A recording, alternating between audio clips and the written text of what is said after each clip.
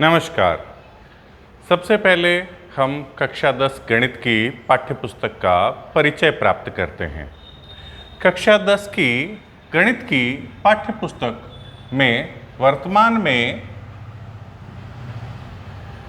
13 प्रश्नमालाएं हैं और इन्हें पढ़ने का हमारा उद्देश्य है कि हम गणित के विविध क्षेत्रों का ज्ञान प्राप्त करें और सामान्य जीवन में उनका उपयोग करें। ज्ञान प्राप्त करने के साथ साथ एक सह उद्देश्य बोर्ड परीक्षाओं की दृष्टि से योगात्मक आकलन, जो कि हमारा वार्षिक परीक्षा के रूप में होगा, वह भी हमें ध्यान में रखना है। अभी हम यहाँ योगात्मक आकलन यानी वार्षिक परीक्षा की दृष्टि से अपनी पाठ्यपुस्तक को एक बार पाठ्यपुस्तक के दिए गए हिस्सों को देखेंगे।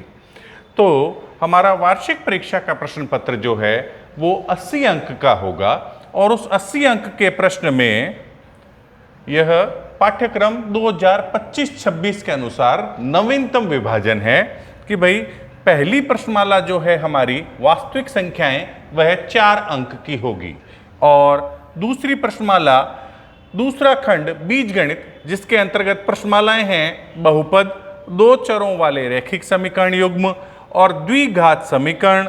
ये प्रश्नमालाएं तीनों ही हमारी 4-4 अंक की रहेगी। इसके साथ ही समांतर श्रेणी प्रश्नमाला हमारी 6 अंक की रहेगी। ज्यामिति के अंतर्गत आने वाली प्रश्नमालाएं त्रिभुज और वृत्त क्रमशः 4 अंक और 6 अंक की रहेगी। निर्देशांक ज्यामिति की प्रश्नमाला हमारी 7 अंक की रहेगी और त्रिकोणमिति के अंतर्गत आने वाली प्रश्नमालाएं त्रिकोणमिति का परिचय, त्रिकोणमिति के कुछ अनुप्रयोग क्रमशः 8 नंबर और 5 अंक की रहेगी। क्षेत्रमिति के अंतर्गत आने वाली प्रश्नमालाएं वृत्त से संबंधित क्षेत्रफल और पृष्ठीय क्षेत्रफल और आयतन, ये दोनों प्रश्नमालाएं क्रमशः 5 अंक और 6 अंक की रहेगी। और सांख्यिकी के अंतर्गत की 2 प्रश्नमालाएं सांख्यिकी और प्रायिकता हमारी क्रमशः 13 अंक और 4 अंक की रहेगी। केवल प्रश्नमालाओं के अंक भार समझ लेने से हमें यह तो पता चल जाता है कि किस परीक्षा की दृष्टि से किस प्रश्नमाला का अंक भार अधिक है, किसका कम है, यानी किसे हमें अधिक समय देना चाहिए अधिक अंक अर्जित करने के लिए। तो यह तो हमें पता चलता है, मगर प्रश्न उनमें से किस प्रकार के आएंगे या प्रश्नों की श्रेणियों के अनुसार किस किस खंड में किस किस तरह के प्रश्न पूछे जाएंगे, यह हमें ब्लूप्रिंट से ही पता चलता है। ब्लूप्रिंट सामान्यतः दिसंबर जनवरी माह में जारी किया जाता है। चूंकि पाठ्यक्रम के अंक विभाजन में हमारे जो वार्षिक परीक्षा के अनुसार जो अंक विभाजन है उसमें कोई विशेष बड़ा परिवर्तन नहीं किया गया है, इसलिए गत सत्र के जारी किए गए ब्लूप्रिंट को हम देखते हैं और गत सत्र के ब्लूप्रिंट के अनुसार हम यह जानने की कोशिश करते हैं कि पिछली बार जो पेपर हुआ था उसमें प्रश्नावलियों का जो अंक भार है उस अंक भार के अनुसार प्रश्न किस किस प्रकार के आए थे। पहले अगर हम उद्देश्य के अनुरूप देखें तो ज्ञान से संबंधित 24 अंक के प्रश्न आए थे, अवबोध से संबंधित 24 अंक के प्रश्न आए थे, ज्ञानोपयोग से संबंधित 16 अंक के प्रश्न आए थे, कौशल से संबंधित 8 अंक के प्रश्न आए थे, विश्लेषण से संबंधित 8 अंक के प्रश्न आए थे और कुल 80 नंबर का हमारा जो है वो प्रश्न पत्र आता है। यह उद्देश्य के अनुसार बताया गया है। उद्देश्य के अनुसार हो सकता है कि विद्यार्थियों के लिए समझना मुश्किल हो, मगर आपके शिक्षक जो है वो भली भांति समझ गए होंगे कि भाई उद्देश्य के अनुसार हम देखें तो ज्ञान और अवबोध के प्रश्नों का अंक भार जो है वो काफ़ी अधिक है, यानी 60% अंक जो 60% अंक भार के अनुसार प्रश्न हैं वो ज्ञान और अवबोध की श्रेणी में से पूछे जा रहे हैं। अगर हम विद्यार्थियों की दृष्टि से अगर देखें तो विद्यार्थियों की सामान्य समझ यह है कि भाई बहुविकल्पिक प्रश्न, तो भाई बहुविकल्पिक प्रश्न यानी अ ब स द वाले जो प्रश्न हैं वो पिछले बार के पेपर में 18 प्रश्न आए थे और वो सभी प्रश्न जो हैं वो 1-1 अंक के थे और रिक्त स्थान के 6 प्रश्न आए थे और वे सभी प्रश्न भी 1-1 अंक के थे। अति लघुत्तरात्मक प्रश्न 12 आए थे और वे सभी भी एक एक अंक के थे। अगर हम इन तीनों खंडों को देखते हैं तो कुल मिलाकर के 18 और 6 24, 24 और 12 36, 36 छोटे छोटे प्रश्न ऐसे हैं जो एक एक अंक के आए थे।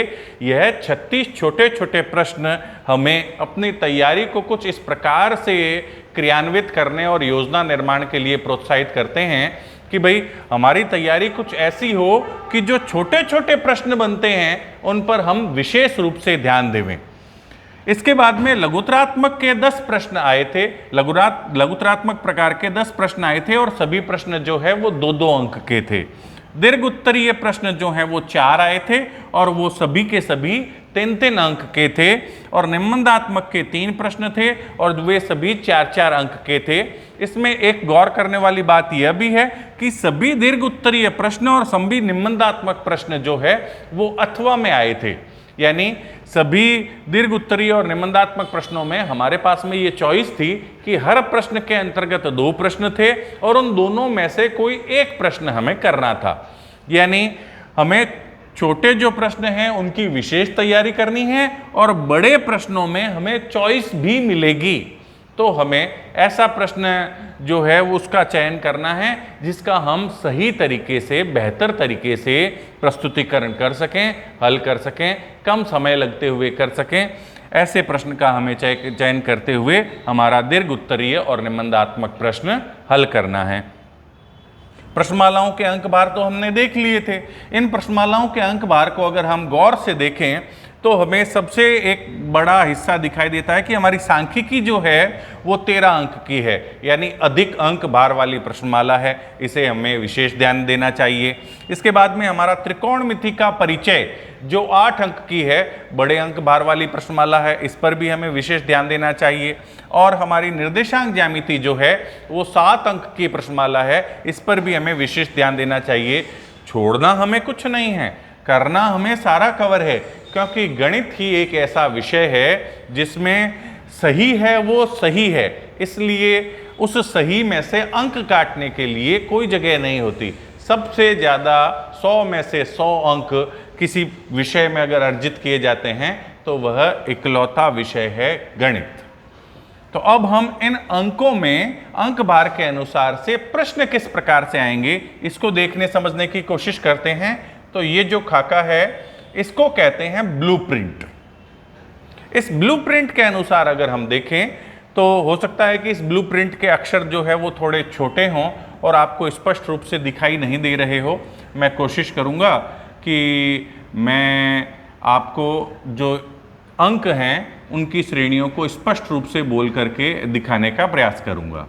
तो देखो, सबसे पहले देखो वास्तविक संख्याएं। वास्तविक संख्या नाम की जो प्रश्नमाला है उसमें से एक बहुविकल्पीय प्रश्न आएगा, एक और बहुविकल्पीय प्रश्न आएगा और एक लघुत्तरात्मक प्रश्न आएगा। यानी कुल मिलाकर के प्रश्न कितने हुए? कुल मिलाकर के प्रश्न हुए 3, जिनका अंक भार है 4। अंक भार 4 हमें पहले से पता था और अब हमें यह पता लग गया है कि इस प्रश्नमाला में से 2 बहुवैकल्पिक प्रश्न यानी अ ब स द वाले प्रश्न आएंगे और एक लघुत्तरात्मक प्रश्न जो कि 2 अंक का है वो आएगा। और इस प्रकार से इस प्रश्नमाला की हमें तैयारी करनी पड़ेगी। आगे आने वाली अगली 2 प्रश्नमालाएं जो हैं बहुपद और 2 चर वाले रैखिक समीकरण युग्म, इन दोनों में भी अंकों का भार, अंक भार हमारा 4 अंक का है। ये भी 4 अंक की, दूसरे नंबर वाली भी और तीसरे नंबर वाली भी 4 अंक की। इन दोनों में भी प्रश्नों का प्रकार कौशल के हिसाब से अलग है, उद्देश्य के हिसाब से अलग है, मगर प्रकार, प्रश्न के प्रकार के हिसाब से वही है कि 2 तो हमारे बहुवैकल्पिक प्रश्न आएंगे और एक लघुत्तरात्मक प्रश्न आएगा। तो इसके साथ हमारी पहली, दूसरी और तीसरी प्रश्नमाला से हमें प्रश्नों का प्रकार पता चल गया है। 2 बहुवैकल्पिक प्रश्न और एक लघुत्तरात्मक प्रश्न। अब आते हैं हम अपनी चौथी प्रश्नमाला द्विघात समीकरण की ओर। हमारी जो द्विघात समीकरण नाम की प्रश्नमाला है इसमें विशेष गौर करने वाली बात यह है कि ये 4 अंक की प्रश्नमाला है। तो 4 अंक की प्रश्नमाला तो पिछली तीनों भी थी, मगर इस 4 अंक की प्रश्नमाला में से एक प्रश्न आएगा सीधे सीधे 4 अंक का। जो कि पिछली बार ऐसा रहा था। इस बार हो सकता है कि जनवरी में जब अपने को ब्लूप्रिंट मिले उसमें परिवर्तन हो जाए, मगर पिछली बार का अगर प्रश्न पत्र देखें तो पिछली बार के प्रश्न पत्र के ब्लूप्रिंट के हिसाब से और प्रश्न पत्र के हिसाब से 4 अंक का एक निबंधात्मक प्रश्न आया था, और वह भी निबंधात्मक प्रश्न किस श्रेणी में आता है? अथवा में आता है। तो निबंधात्मक प्रश्न अथवा में आया था और 4 अंक का सीधा सीधा एक प्रश्न। यानी इस प्रश्नमाला की तैयारी करते समय, कौन सी प्रश्नमाला? द्विघात समीकरण की तैयारी करते समय हमें यह ध्यान रखना है कि भाई द्विघात समीकरण में से निबंधात्मक प्रश्नों की विशेष रूप से तैयारी करनी है। बड़े प्रश्न जो बन रहे हैं उनकी हमें विशेष तैयारी करनी है। इसके बाद अगर हम देखें, अगली हमारी प्रश्नमाला है 5वीं, समांतर श्रेणी। समांतर श्रेणी में से एक रिक्त स्थान, एक दीर्घोत्तरात्मक प्रश्न 3 अंक का, एक लघुत्तरात्मक प्रश्न 2 अंक का, यानी कुल मिलाकर के कितने प्रश्न आएंगे? 3 प्रश्न आएंगे और कुल अंक हो गए 6। कौन कौन से प्रकार के प्रश्न आएंगे? तो एक रिक्त स्थान का प्रश्न, एक दीर्घोत्तरात्मक प्रश्न और एक लघुत्तरात्मक प्रश्न आएगा। लघुत्तरात्मक प्रश्न 2 अंक का, दीर्घोत्तरात्मक प्रश्न 3 अंक का। और हम ये जानते हैं कि हमारा जो ये दीर्घोत्तरात्मक प्रश्न है यह अथवा वाला होता है। तो हमारे को समांतर श्रेणी वाली प्रश्नमाला में तीनों प्रकार के, यानी छोटे प्रश्न भी कवर करने पड़ेंगे, मध्यम श्रेणी के भी करने पड़ेंगे, और बड़े यानी दीर्घोत्तरात्मक प्रश्न उत्तर जो है उनकी ओर भी हमें विशेष ध्यान देना है। इसके बाद में जो अगली श्रेणी है वो अगली श्रेणी में अपने पास में प्रश्नमाला है चौथी, और ये जो चौथी प्रश्नमाला है इसके अंक भार हैं 4, और इसमें भी जो हमारा पहली, दूसरी, तीसरी का पैटर्न है यही फॉलोअप होगा। वो भी 4-4 अंक की प्रश्नमालाएं थी, ये भी 4 अंक की प्रश्नमाला है, और इस 4 अंक की प्रश्नमाला में से ठीक उसी प्रकार से एक बहुवैकल्पिक प्रश्न, एक और बहुवैकल्पिक प्रश्न और एक लघुत्तरात्मक प्रश्न आएगा। तो 4-4 अंक की प्रश्नमालाएं जिसमें पहली, दूसरी, तीसरी और छठी, इन चारों 4-4 अंक की प्रश्नमालाओं में प्रश्नों के आने का पैटर्न सेम टू सेम है। इसके बाद में अगली प्रश्नमाला देखते हैं हमारी निर्देशांक ज्यामिति। निर्देशांक ज्यामिति एक महत्वपूर्ण प्रश्नमाला है, इस दृष्टि से भी महत्वपूर्ण है कि इसके अंक भार कितने हैं? 7। इस 7 अंक भार वाली प्रश्नमाला में से ये एक बहुविकल्पिक प्रश्न, फिर उसके बाद में एक रिक्त स्थान वाला प्रश्न, एक लघुत्तरात्मक प्रश्न और एक दीर्घोत्तरात्मक प्रश्न आएगा। दीर्घोत्तरात्मक प्रश्न पर स्टार बना हुआ है क्योंकि ये क्या आएगा? अथवा में आएगा। इस स्टार का यही मतलब है कि यहाँ क्या आएगा? अथवा में आएगा। यानी इससे कुल कितने प्रश्न आएंगे? 4। दीर्घोत्तरात्मक भी आएगा, लघुत्तरात्मक भी आएगा, और छोटे प्रश्नों में रिक्त स्थान वाला प्रश्न भी आएगा और बहुविकल्पिक प्रश्न भी आएगा। यह इस प्रकार से वर्ष 2025 में आया था। अब अगर अपना अगली देखें तो त्रिकोणमिति का परिचय, जो कि फिर से एक महत्वपूर्ण प्रश्नमाला है क्योंकि हमारी 8 अंक की प्रश्नमाला है। इस 8 अंक की प्रश्नमाला में से एक बहुवैकल्पिक प्रश्न, एक रिक्त स्थान का प्रश्न, एक लघुत्तरात्मक प्रश्न और एक निबंधात्मक प्रश्न आएगा। निबंधात्मक प्रश्न आएगा, और निबंधात्मक प्रश्न कहाँ से आ रहा है? ये निबंधात्मक प्रश्न अथवा में आ रहा है और त्रिकोणमिति के परिचय से आ रहा है। यहाँ हमें ये पता चला कि निबंधात्मक प्रश्न एक तो हमारा आ रहा है चौथी प्रश्नमाला में से, एक निबंधात्मक प्रश्न आ गया है अब हमारा त्रिकोणमिति के परिचय में से 4 अंक का बड़ा प्रश्न, और कुल मिलाकर के ये प्रश्नमाला कितनी की है? 8 अंक की है। इसमें से 4 अंक के प्रश्न आएंगे।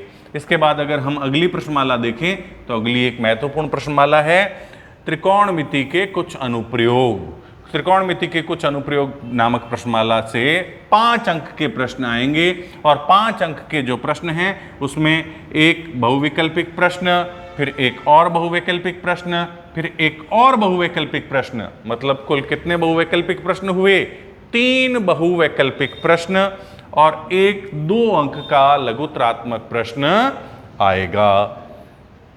कुल मिलाकर के प्रश्न कितने हो गए? तो प्रश्न हो गए 4 और अंक कितने हैं? 5। अब अगली प्रश्नमाला अगर हम देखें तो अगली प्रश्नमाला है हमारी व्रत। और व्रत कितने अंक की प्रश्नमाला रहेगी? व्रत हमारी 6 अंक की प्रश्नमाला रहेगी। इस 6 अंक की प्रश्नमाला में से हमारे एक बहुवैकल्पिक प्रश्न आएगा, एक लघुत्तरात्मक प्रश्न आएगा और एक दीर्घोत्तरात्मक प्रश्न आएगा।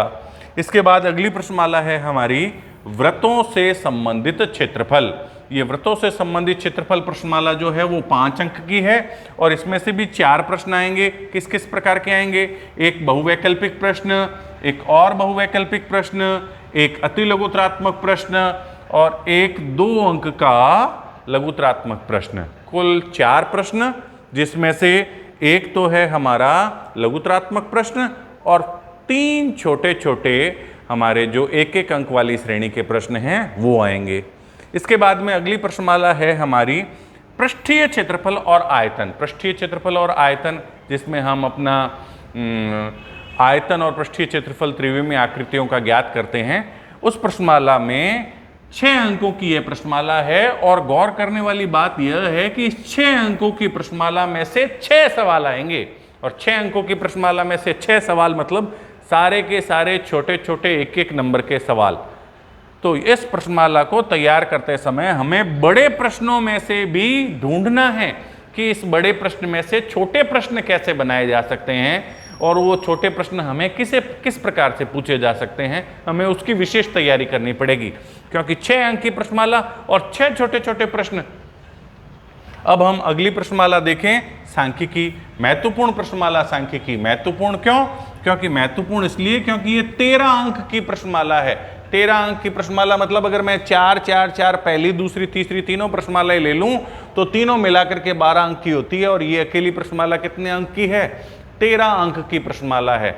और इसमें से अगर अथवा वाले सवालों को और जोड़ लूं तो कुल 10 प्रश्न आते हैं और अथवा वाले सवाल हटा दूं कि भैया उन 2 सवाल जो अथवा में होते हैं उसको एक ही गिनूं तो भी 8 प्रश्न आएंगे।